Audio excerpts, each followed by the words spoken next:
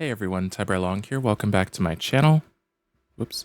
And welcome to 10 years of aim knowledge in 37 minutes. I am super duper curious about this because I have always struggled with my aim in games. It's not that I'm like the worst aimer ever, but it's something I'm constantly working on. I'm always constantly tweaking a setting, trying to figure out how to get more consistent aim on different, like, especially in Overwatch, like different aim styles, like linear, exponential ramp, and dual zone. Playing with the aim smoothing, playing with the dead zones. I always am messing with it. Not advised, by the way. You should set your settings and not mess with it because it messes with your muscle memory. I know that. But I want a good, solid balance between I can track and I can move quick and flick around on a controller. And that's really hard to find. And also to be accurate on top of that. It's really hard to find that balance. So let's see what this person has to say about it. 10 years of aim knowledge. These are the clips of the best Overwatch players aiming. If all you see from these clips are that their tracking and flicks are amazing, this video will change that. In this video, we're going to introduce the process of how a lot of pro players aim. For those who don't know who I'm Woo Hyung.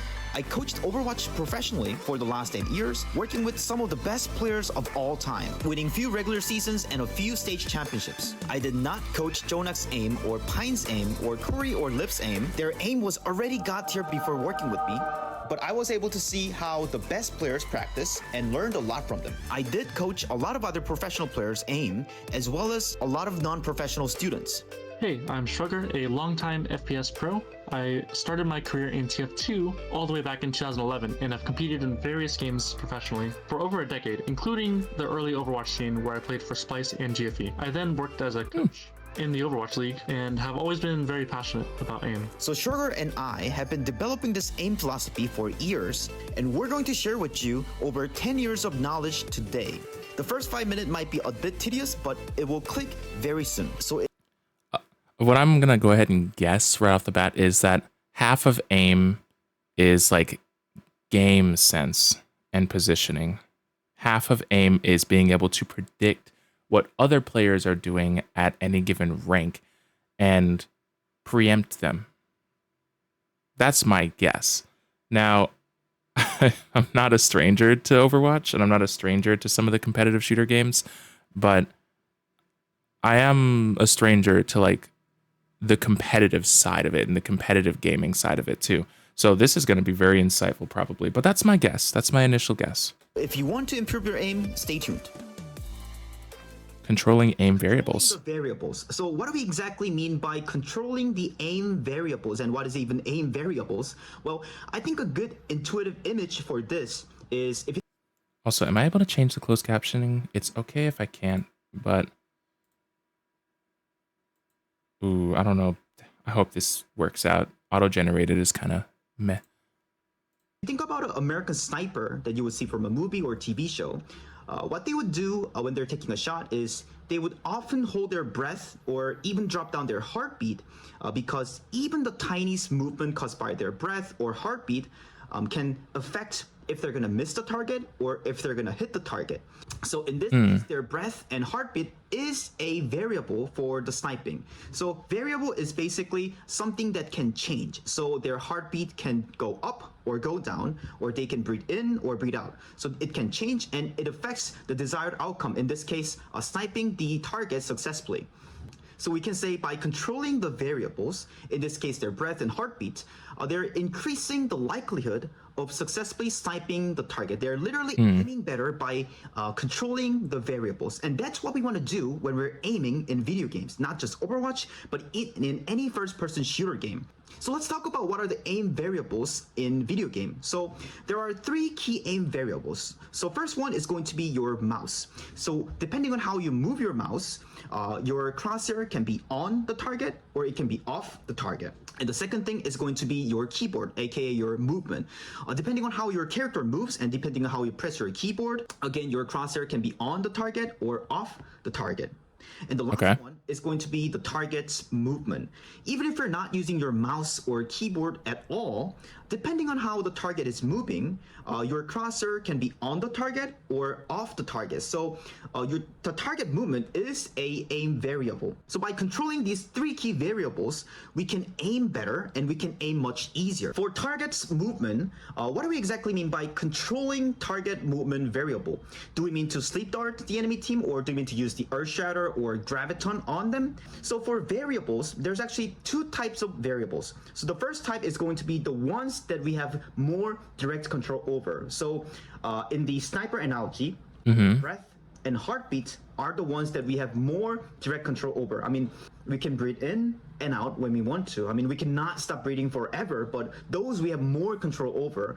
And our heartbeat, especially with the proper training, we can drop down to a certain level. On the other hand, the speed of the wind or where the wind is coming from, that we cannot really change. That we don't have a direct control over. However, it's still a variable because it varies, it changes. The speed can be fast or slow, and the direction of where the wind is coming from can change. So they change and still affect if you're going to hit the target or miss the target. So they are variables, but those are the ones that we don't have a more direct control over. So if you watch the military sniper movies, in those movies, right next to the sniper, there's usually another guy with the binoculars, and we call them spotters. And what the spotters do is they provide a needed information to the sniper, such as where the wind is coming from, or the speed of the wind, or the distance to the target. And with that given information, now the snipers are adjusting their shot. So with that adjustment, they're literally aiming better because they're increasing the likelihood of successfully landing the shot. We're not directly controlling the wind. However, you're taking it into consideration. Wind variable by reading the wind and adjusting our shot based on that. Yes. And just like that, we can usually not directly control the target's movement. However, we can read the target's movement and we can adjust our shot, which is what most people don't even think about. So let's take a look at this example of RuPaul. So in this example, our Cassidy is sleeping and enemy Cassidy is using high noon. So this is a very important sleep dart. This is a very important shot that we cannot afford to miss. So when RuPaul's peeking, he's not rushing his sleep dart. He's not using his sleep dart right as he's peeking. He's actually taking a moment, not even a second, maybe a half second, even a quarter second, to read and confirm the target's movement, where the Cassidy is moving. So after seeing Cassidy's moving to the left, now he finally takes the shot. So just like snipers holding onto their shot until they get the information on the wind or distance to target, he's holding on to his shot until he's controlling the target movement variable. And I think even the top 500 players, a lot of our students, wouldn't do this, and they would be just rushing their shot right as they're peaking. And in fact, I think those top 500 players would be hitting this shot. In most cases, I think they would maybe have like a 70% or 80% chance of hitting the shot because it's not that difficult shot. However, if you skip this step, it's going to be less consistent. Yeah. So by reading their movement, reading target's movement, by adding this process, it's going to be much more consistent. So if the wind isn't that strong, maybe as a sniper, you can hit some decent shots, some easy shots, even without adjusting your shot based on the wind information. I'm not a sniping expert, so maybe I could be very, very wrong. And even for this very simple shot, if you compare like high-level players like Master Tier or top 500 players to the highest level professional players, the highest level professional players would be landing this shot much more consistently. So if you're one of those players, one day you're having a really amazing aim and one day you're having a really off aim, that could be because you're not really having the process, you're not really following the process of controlling the variables. So someday, without even you realizing, maybe you're pressing your keyboard, having unnecessary movement when you're taking the shot. Someday you're really trying to read the target unconsciously, and someday you're just maybe on your raw aim. So we think, Sugar and I think, prediction and reading the target's movement is a very important part of aim. A lot of aim nerds from the aim community. Ugh, that was a disgusting widow shot. I'm still listening, but ugh. Very important part of aim. A lot of aim nerds from the aim community who is really into Kovacs and who's really digging into the aim lab score, they kind of like often look down on the prediction part, as far as I understand. But to have a very practical aim in game, if you want to actually kill things better in game, the prediction and reading target's movement is one of the key skill. It's actually a skill. Oh, God tier level prediction like Ans here, it takes time. And if you think about the old days, NYXL Jonah, oh, what the fuck? are amazing.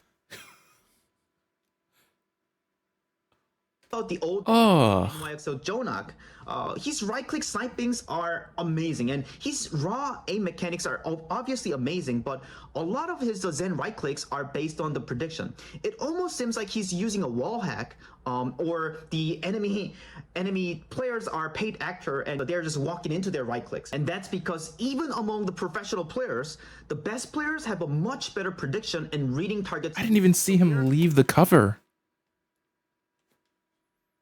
What? Playback speed.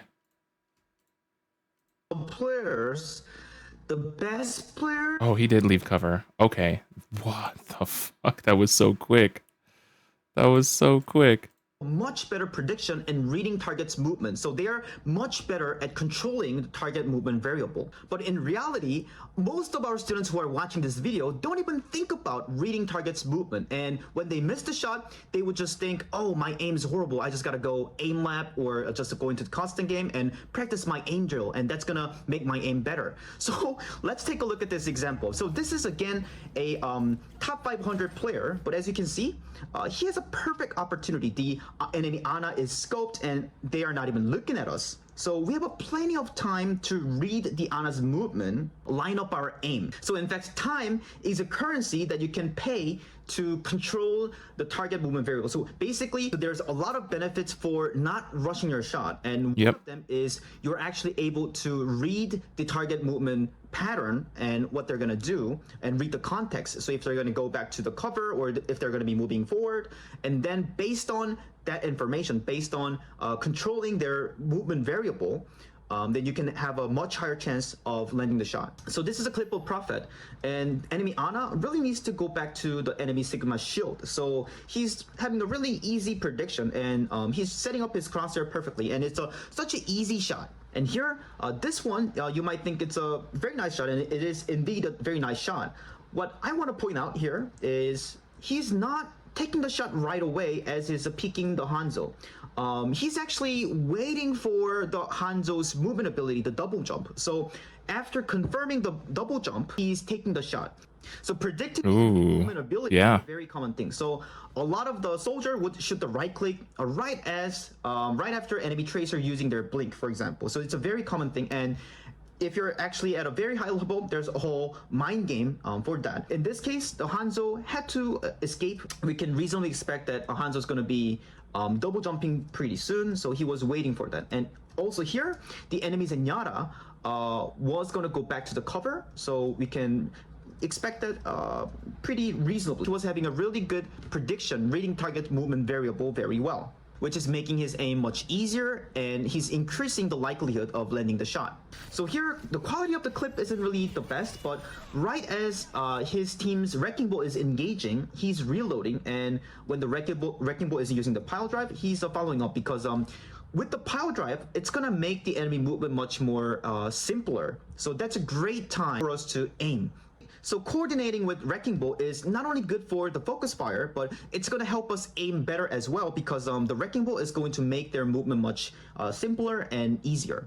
So you can basically expect there's going to be a time where the enemy target movement is going to be much more simplified, and you don't want to miss out on that. And here Shai has 100 energy as is peeking the Zenyatta, and he's not taking the shot right away. He's actually waiting for the Zenyatta to walk back into his crosshair, and the reason he's leaning his crosshair on the right side is it's very unrealistic for the Zenyatta to push forward when there's a nano monkey right in front of him. So he's setting up his crosshair on the right side of the Zenyatta. A lot of high level players like taking shot right after enemy changing direction. So Shai is doing that here. I mean, he didn't hit the headshot, but I think that he's demonstrating a beautiful process of aiming here. So going back to the student example, as you can see, this player taking the shot right as he's peeking. So there was Ana who's out in the open and is scoping as well. So that was the best target, but instead of seeing what target is the best, instead of actually processing the information, he's just the first thing that he sees. Oh, and I'm sure I do this all the time. I'm sure I do this all the time because I am right now in low plat on console, and I am absolutely sure I do it a lot. So he's wasting ammo on the Sombra, who's going back to the cover. And even after that, we had plenty of time to adjust our aim onto Ana's head because Ana's still scoped. And again, this is a top 500 player, so his raw aim mechanic is pretty good. So he has that level of precision, but we're again rushing the shot and missing out on that opportunity. So this is another top 500 player, and this one is interesting because he literally has wall hack from their Widow. So he can see how the Zenyatta is moving, or he can see how the soldier is moving, and then they can also see where the Zenyatta is looking at. So in this case, enemy Zenyatta was actually distracted by our teammate, so they are looking up. So they don't even know we're coming, and that we can clearly see that with the wall hack. However, instead of expecting that enemy Zenyatta's movement will be simple because the enemy Zenyatta doesn't even know that we're coming, that we're engaging on the Zenyatta. So we should look for a clean one-line tracking and looking for a one clip because this is again a top 500 player, so he has that level of mechanic. However, our aims are very much twitchy, almost as if we're engaging on a Zenyatta who was already looking at us, who already knew that we're going to be engaging. So that really should have been a kill if he knew how to read the enemy target's movement. So the next one is from a top I do that a lot. player, and this one is pretty subtle. So if you take a look at the shot timing, he can actually take the shot right as he's peeking when the Sombra is in the air, because when Sombra is in the air, they have the movement limitations. So we can take the shot, we can take a quick scope right as we're peeking when we see that they're in the air. However, as soon as the Sombra lands, at this exact moment, we don't exactly know that if the Sombra will be strafing forward or strafing back. We cannot really read that where the enemy will be going at this exact point. Just like when Rupa was first peeking, he didn't know if the enemy Kathy using High Noon was going to move to the left or right. So he can be waiting maybe a quarter second or maybe half a second to read how the target is moving and delay the shot. So in this sequence, there's actually 2 times where the target's movement was more readable. When they were in the air, when they're jumping, after them landing, once they start committing to a certain direction, then we can reasonably assume that that is the direction that they will be committing. But he missed both opportunity, and he actually took a shot when there was a lot of uncertainty. So here, this top 500 player is predicting Hanzo's movement, but he's overly predicting, and his prediction is actually wrong. So the easier time for us to aim would be when the Hanzo is actually climbing up. They would have a much simpler, predictable movement pattern, or we can set up our aim where they're going to climb up to instead of the right side. So reading target's movement is really a skill, and it takes a lot of time for you to build that. And when I launched my AIM course in Korean language about a year ago, a student actually was very interested in improving their prediction ability. And he spent about a month really focusing on their prediction. So when he's in game, he was really trying to read where the enemy team will be peeking and how were they moving. And after the game, he would often go back to his replay and see how his prediction could be better. So he did that for like a month. And about 1 month later, he himself was very proud and surprised on how much improvement he had on his prediction and reading target movement variable. In the first 1 week, he wasn't even sure that if he can get better. But just like anything else, this is a skill that you can develop and get better at. Real quick, if you're enjoying this video, please like and subscribe. So here in this clip of Defren, he's literally standing still, not even moving at all, because the enemy team is not even shooting, is not even looking at him. So he can afford to stand still. And what that's gonna do is he's minimizing the movement variable. There's no movement variable affecting his aim. And like I said, if you move, whatever you move, your crosshair also moves. So it's gonna affect your aim, just like your breath or your heartbeat affecting the sniper aim. Okay. So in this case, he doesn't need to worry about his movement and only focus on his mouse aim and that is going to increase the precision of his mouse aim. So just like Sniper controlling their breath and heartbeat, he is controlling his movement variable. And if you look at the next clip, in the beginning, he is moving a lot because the enemy soldier is using ultimate. He cannot afford to stand still or simplify his movement. But as soon as his Sigma uses a shield in front of him, he's using the shield and simplifying his movement, literally standing still. So you can see there's a night and day difference. And whenever there's an opportunity, this high-level player, the best players in the world, are really trying to simplify their movement variable so they can aim better and so they don't need to worry about their movement getting in the way. And now you might be wondering, well, Wizard, there's not many situations like this where you can afford to stand still or just straight in a one direction, basically simplifying your movement. Well, that is true. But if you take a look at this example of Lip, whenever he's taking the shot, he is stopping and he's simplifying his movement. And Ans does the same thing here, and the friend is also doing the same thing. So these high-level players are finding the opportunity to simplify their movement right as they're about to take the shot. And I was gonna say you could probably just delay between the shot time it to move around and dodge the enemy team. So it's not very binary. It's not one way or the other. They're really looking to find the timing and opportunity to simplify their movement when they can get away with it. And this is Violet playing Zenyatta. And as you can see, when he's about to shoot the right click, he stops. So he's simplifying his movement, and he does it very often. And here he's playing Baptiste, and he's doing the same thing, just going to a complete stop when he can afford to do so. So a lot of the best aimers they're really looking for the opportunities to simplify their movement so they don't need to worry about their movement variable. Wow. Their aim. So let's take a look at the student example. So he is using a lot of AD movement when nobody is looking at him. So this is a situation where he can be just simply going for the headshot on the Widow, but he's strafing AD a lot, and that is affecting his movement significantly. This Cassidy is moving right and left as he's taking the shot, and the enemy team is not even looking at him. So there's plenty of opportunities for him to do the simple movement, whether that's standing still or doing a long strafe and simplifying his movement. But right as he's about to take the shot, he's constantly changing the direction, and that is going to affect his aim a lot. Not to mention that he's jumping here and there. So in this example, we set up our aim perfectly. Our crosshair is very close to the tracer, so all we need to do is just use the flashbang and just hit the headshot. However, we're jumping unnecessarily when we don't even need to dodge, because we're in a favor situation. If their tracer does the full damage, and if we do the full damage, so if we hit the headshot, we just win the fight. We just win the trade. However, this Cassidy is jumping for no reason, which is affecting their aim vertically. Now, because they're jumping, their aim goes up. So therefore, we miss our perfect opportunity to kill the tracer. So this is a very definitive example of our movement affecting our aim. So if you are one of those players who are habitually jumping and messing up your aim, then you really want to simply... See, I habitually move a lot, so you can aim better. But what's really scary is a lot of our students, a lot of our players do this without even realizing it. Oh yeah. When you actually hear this concept, it sounds really simple, it sounds really rudimentary, but this is a top 500. I overmove and I overturn all the time. And part of it is because I play on linear ramp most of the time. Unless I'm in like super high, like 75% sensitivity or higher on controller.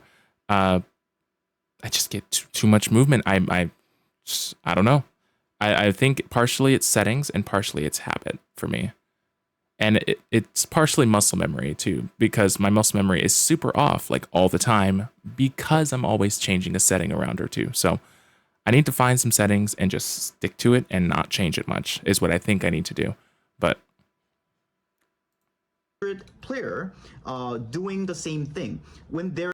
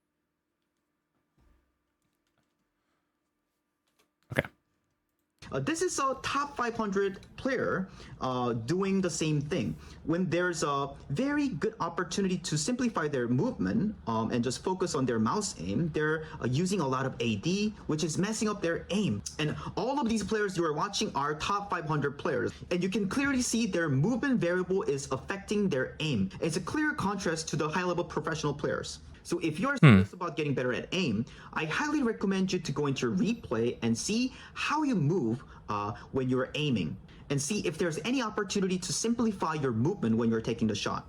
There's probably tons. Video, and if you want to learn more about it, you can check out our practical aim guide. It's in description below. Is an For you, enjoy the rest of the video. So the mouse variable is an interesting one, because when I talk about controlling the mouse variable, I don't quite mean having an amazing flick or having a good tracking. Oh. I'm also talking about eliminating the mouse variable, which means using mouse less. So by using our mouse less, we can aim better, which sounds very counterintuitive, which sounds very confusing. So let me give you another analogy. That's why habitually I prefer to play Ana low sense, like 20 sensitivity, 10 aim smoothing, linear ramp, because it's less movement, but it's still very sensitive movement. And if I don't have to move as much to hit a shot, that means I'm probably in a good position, and or I'm in a place where I have advantages, right? So that's partially why I like to play low sense if I can on certain heroes, but especially the sniper ones. So let's say you have a store-bought spaghetti meal kit. So the only thing you need to do is put them in a microwave and you get a pretty decent spaghetti. So it's not going to be the best spaghetti you can get, but it's pretty okay spaghetti. So in this case, the only variable you need to worry about is the time you set on the microwave. Because everything else, the seasoning and the texture of the noodle and the sauce, the flavor, all the other variables are already set. But on the other hand, let's say you're making a spaghetti from a scratch. So you need to make your own noodle, you need to make your own sauce and stock and everything. So in this case, you have so much more freedom. You can put any amount of salt that you want for your seasoning, but that also means you can really under-season them or over-season them. Your pasta can be really bland or your pasta can be really salty, unlike the microwave spaghetti. So just like that, our mouse has so much more freedom. So in theory, hypothetically, you can have a perfect aim, you can have a perfect tracking, and you can have a perfect flicks with your mouse. But in reality, even for the highest level players, that is very difficult. So let's take a look at this example of Kai. So Kai is expecting enemy Ana, Violet, to go into the cover. So he is preemptively setting up his crosshair to the cover. So he's minimizing the mouse variable because he knows that enemy Ana needs to walk into his crosshair. So he is eliminating his mouse variable with this proper prediction. And this is a typical wait and click. Here, in this example of Ans exactly knows how the enemy Ana will be falling. He's also implementing the wait and click. Oh. So here, Shai is playing Sojourn, but as you can see, as he's peeking, as he's aiming on the enemy, he's not using his mouse. He's only using his keyboard. He's using movement for his aim. So he's minimizing, eliminating his mouse variable. And this technique, this pre-aiming technique is pretty common in Valorant or CSGO, where you put the crosshair onto the wall, or in this case, the carts, and because you're already preemptively set up your aim, you don't need to use your mouse when you're peeking, because as you're peeking, your crosshair is already lined up. And here Shai does the same thing. He's primarily using his keyboard. He's mirroring the enemy Ash's movement, so he's not really using his mouse variable, and he's more so relying on the keyboard for aiming. And here, Prophet is expecting the enemy mate to walk back into his crosshair, so he's setting up the wait and click. So he minimizes mouse variable by setting up the nice wait and click off of the prediction. So we can see even the best players, they're not completely relying on their perfect tracking, on perfect flicks, and whenever they can, they want to minimize their mouse variable because it's really easy to mess up their aim by a big margin. So this is a top 100 DPS player in Korean leather, so he's a very high level player, but as you can see, he's overly relying on his mouse variable. So he's off to the target by a big margin when the target wasn't even looking at us. It was a very easy opportunity for him to max damage on the enemy target. So, and he's doing I do that a lot. Aim. So he's constantly over aiming, just like the windshield wiper. Yep. Constantly aim over. I'm incredibly guilty of that. Incredibly guilty of it. around the target. And this happens because he's overly relying on the mouse variable. And this is another top 500 player. So this is also a very high level player. But as you can see, he's having an uncontrolled mouse variable. And at the same time, his movement variable is also very uncontrolled. And here, this is another top 500 player doing the same thing. So we can see a lot of the high level players, a lot of the top 500 and even top 100 DPS players are doing this thing. So let's watch Capster in comparison. So you can see that this is a very short clip, but he's really minimizing his mouse variable and he's using a lot of the movement aim. This is not just Capster. Majority of the high-level players like Heesang, Stalker, Prophet, a lot of the players that you're watching right now, they implement way more movement aim than most of our Overwatch players. So a while ago, I actually made a video on what the movement aim is and why is it so powerful. So let's take a quick look at it. Then what is movement aim? The friend actually demonstrates this beautifully on his stream. Oh, now you're fucked. Now you're fucked. When the target is on the left side of his crosshair, he moves to the left. So his crosshair also moves to the left. And you can see now he's on target. And when the target is on his right, he's going to move to the right. So he's minimizing his aim. And this is Lip doing something similar. I call this the mirror aim. You'll see pretty much the only time he uses his mouse is when the Ana is jumping. It is a great form of a movement aim. So now let's talk about aim distance and time. I need to implement more movement aim. I really need to implement more movement aim in all the games that I play because I don't play enough with the actual movement in games as much as I play with like the sensitivity in games. And I think that's just naturally because there isn't a setting for movement 9 times out of 10. There's not as many settings for movement as much as there is for your actual turning and looking around sensitivities and things like that. So I always find that I focus more on it, but I don't think I should be. Or aim philosophy. So if you think about a perfect aim, how would a perfect aim look like? In my head, I think of the image of a blatant aimbot. So realistically, it'll be not possible for a human to replicate it, but hypothetically, in theory, if there was anything like a perfect aim, if that existed, I think that's the closest thing that would look like. So when you look at a perfect aim, when you look at a blatant aimbot, you can see the crosshair is always on the target. So to me, that's the definition of a zero aim distance. So our definition of aim distance is we're referring to the distance between the target and the crosshair. So when you're on target, we have a zero aim distance, and when we're off target, we have a more aim distance. And if you're further away from the target, then we have a much more aim distance. So we think this is a very important concept that is worth naming. In the aim community, as far as we understand, there's no specific terminology referring to the distance between the crosshair and the target. So we just named it aim distance. So just making sure that so we're not talking about how far we are from the target when we're shooting or how close we are from the target when we're shooting. And we really had to name it because zero aim distance literally means we're on target, we're aiming correct pretty much. So then what do we have to know about the aim distance and what does it have to do with the time?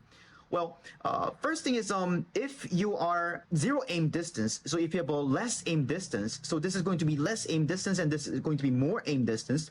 Generally, I think it's intuitive for a lot of people.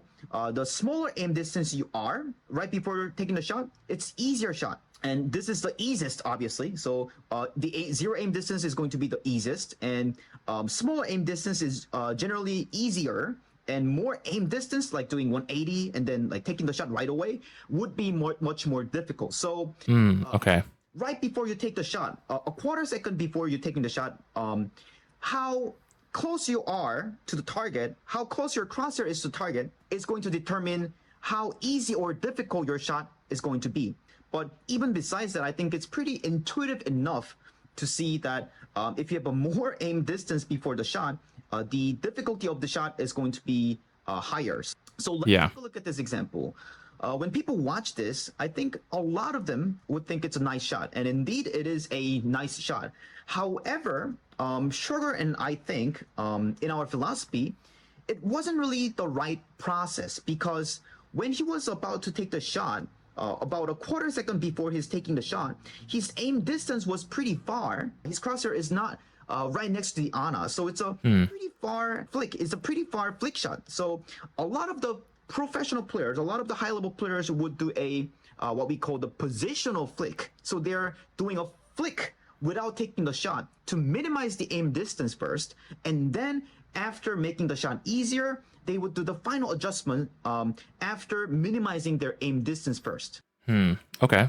So then it would look Again, like is using blade. So he first does a flick, but he's not doing a flick shot. He's just flicking to minimize the aim distance, just getting his crosshair closer to the Genji. So now we minimize the aim distance. So now our aim is much more easier. We have a much higher chance of actually hitting the shot.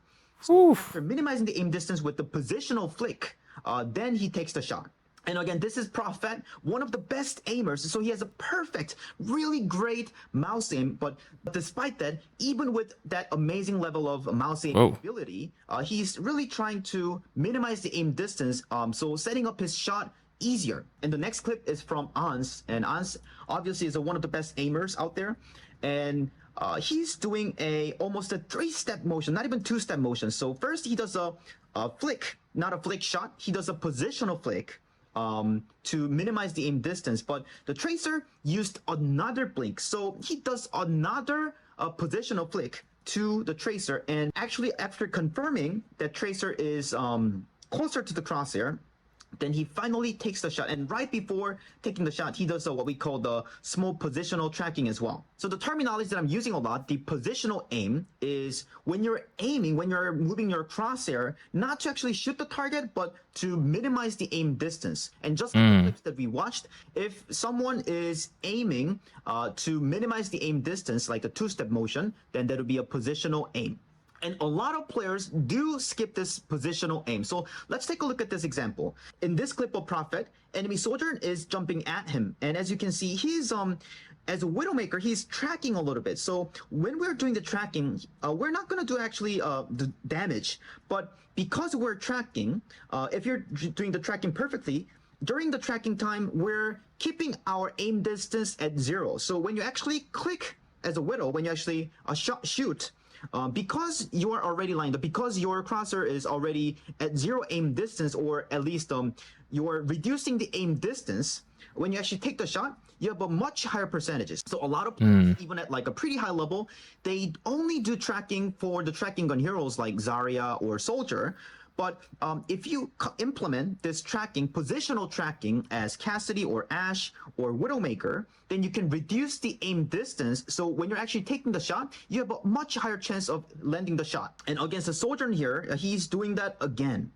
This is Ans practicing positional aim, positional tracking as Widowmaker. So if he's not tracking the target, and if it's just going for the flick, he would have a less consistent shot. So let's take a look at this student example. So this is a top 500 student, and he's playing Genji, which is not a tracking gun hero. However, he's only aiming at the shot timing. So if you take a look, he's taking the shot and his aim stopped. He's not updating his aims. He's not doing a positional aim to minimize the aim distance, so making his aim easier. So he's having what we call the lazy aim. So he's wasting time. He's wasting the downtime, the delay between the shot.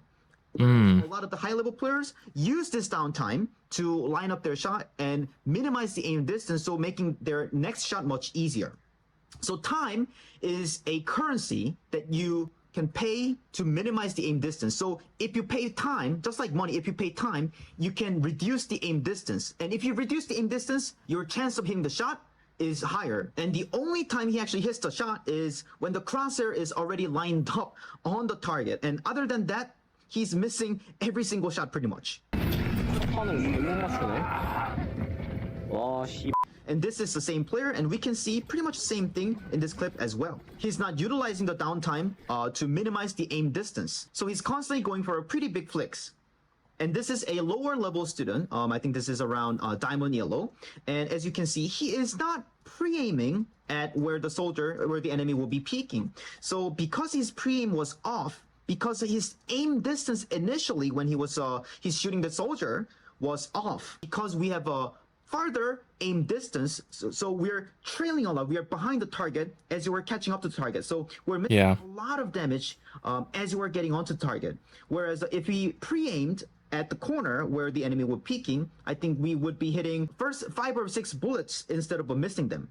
So how I would like to phrase it is, let's say a high-level professional players are aiming maybe 30 times per minute. So they're constantly updating their aim, like pre-aiming at where the enemy will be peeking, and even between the shot, they're updating their aim, doing a positional aim. And maybe top 500 students or grandmaster students are aiming 15 times per minute, which is about half. I mean, this is not the exact number, but I'm just giving you the general impression. So ask this question to yourself. In 1 minute of gameplay, how many seconds am I actually updating my aim? How many seconds am I aiming? So we learned a lot today. Not often. Not often. Variables and what the aim distance and how does the time affect our aim distance. So this entire philosophy is something I really believe in. I started playing very young, so when I started out, I wasn't thinking about any of this. I just thought really about, was I hitting my shots or was I not? The process didn't really matter. And it wasn't until I started seeing some of the best players in TF2, like the players I really looked up to, they were tracking a lot. And this was on Scout, like a shotgun hero. And I remember just thinking like, the aim looked like so beautiful. And honestly, I just copied it because I just thought it looked nice. But this had a lot of practical application in my game. And I've noticed the most consistent players in the game were the ones that were doing a lot of the tracking. Whereas there were some other kinds of players who I think had the very like beautiful flicks, but they were kind of inconsistent. And that was something I noticed in my game. I was very inconsistent because I relied on hitting a lot of difficult shots, which I was proud of. At the time, I was actually very proud of it. Like, oh, I'm like so good at hitting these like even 180 shots, you know, like, oh, someone's behind me. Yeah, going for the flashy shots. And I was very good at that. And I was a very movement oriented player too. So I'll be like jumping on someone's head, doing a flick shot downward.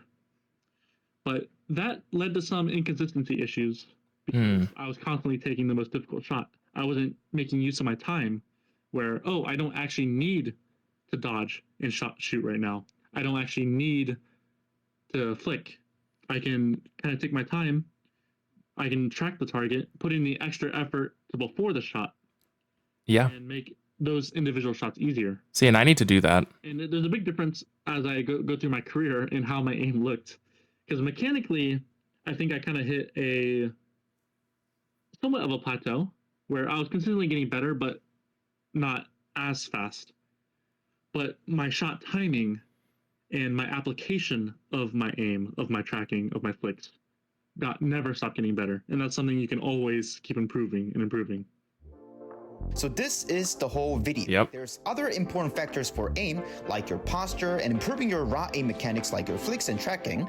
But we thought this is more overlooked topic, which is also very practical. So if you want to learn more about our practical aim guide, you can check out the description below for our aim course. I definitely will. And I feel like I need to subscribe to this person too. Yeah, oh my god. I need to go through my settings, set some consistent settings, and then just like not touch them, and then work on the things that they're talking about in this video, which is a lot of crosshair alignment, making sure you're on target before you pull the trigger. And so that's really cool. And I'm gonna try to take that to heart as I'm getting better at Overwatch and Rivals and all kinds of shooter games. Actually, I'm about to go and play some Fortnite right now because the new season for June of this year has just dropped. So I'm gonna go do that, and hopefully I can work on my crosshair placement while I'm doing all that. So yeah, I really appreciate this video, and I'm probably gonna go drop a sub for this person too, because I want to see some of the other content that they're making about aim and just esports games in general. But yeah, until next time, thank you all so much for watching. I hope you return to my channel sometime soon for the videos and other streams I'm going to be doing. And until next time, peace out. Chikagebushi signing off. Bye.